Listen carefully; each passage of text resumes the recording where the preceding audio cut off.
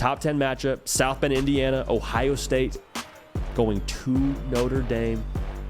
And for Notre Dame to win this football game, man, it would be the ultimate validation of Marcus Freeman in two different ways. The first of which being everything that Marcus Freeman has done to this point since being the head coach of Notre Dame would be validated. Because they've put it on the wall, I believe. They put it on T-shirts. And if they haven't done that, they've at least made it their mantra, challenge everything. Challenge everything. The way that we used to do things was good. Wasn't good enough to get to where we want to go. Wasn't good enough for us to go win national titles. So we're going to challenge everything. We're going to reinvent the wheel. And we're going to go back to the drawing board and figure out what our Notre Dame is going to look like under Marcus Freeman. And it's for games like this that you did that. It's for games against the college football playoff contenders in Ohio State that you did that.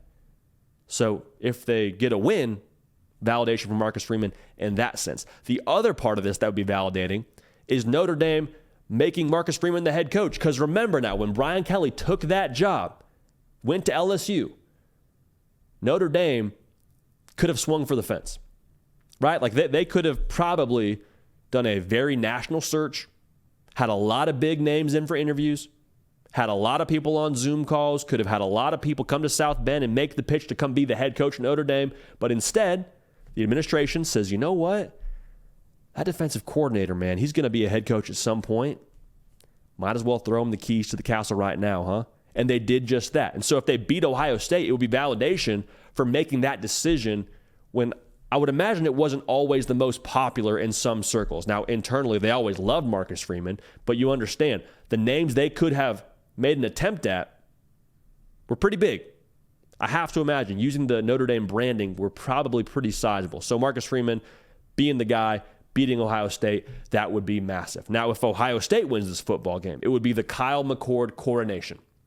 Because there was so much talk around Devin Brown, what he did in the offseason, and there's still probably some people that are, even after saying what Kyle McCord did against Western Kentucky, feeling like, yeah, but Devin Brown, man, the juice he could give the offense, maybe we go with Devin Brown. Are we sure about this guy? Are we sure Kyle McCord's the guy?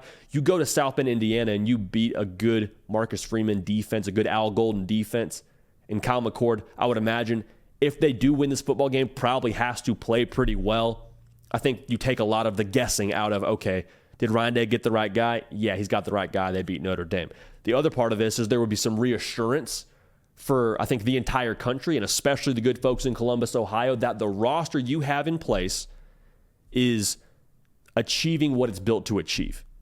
Like at the very least, the Michigan game is going to get here, the Penn State game is going to get here, but at the very least, you've seen against good competition, against equal level talent in some degree, you were able to execute how you were supposed to execute. Because sometimes you get a bunch of talent on the roster and it just doesn't come together how it's supposed to. A&M is having that feeling right now. They had that feeling last year. For Ohio State to make the moves they did in the portal, to recruit how they have, to win this game, that would be a lot of validation and reassurance on that side of things that, okay, we can still talk about Big Ten titles. We can still talk about college football playoff appearances, national titles, because that's the standard. But if you don't beat Notre Dame, I'm not saying you can't still do those things. I'm just saying you start to question exactly if you have the chops to do those things. So there's that. For both sides, though, I think the scenario you find yourself if you lose this game is very clear. Like it's crystal clear. The loser of this football game goes into fight or flight mode when it comes to the college football playoff, when it comes to the national championship, and the climb itself is pretty steep. Like Notre Dame, they still have to play USC and Clemson. Ohio State, they still have to play Penn State and Michigan. Like, make no mistake, to drop this game and to lose your mulligan that you would probably have in making the college football playoff, nobody with 2 losses has made it. I don't know if we can say that enough. Nobody with 2 losses ever made the college football playoff. And to have one in week 4 with the slate ahead of you would make you very nervous, would make you definitely in that fight or flight survival kind of mode the rest of the way. Not saying it can't happen. I'm just saying the impact would be enormous. Hey, y'all. Thanks so much for watching. Subscribe to the channel here to make sure you don't miss an episode of The Hard Count. Also, be sure to check out other videos on the On3 YouTube channel.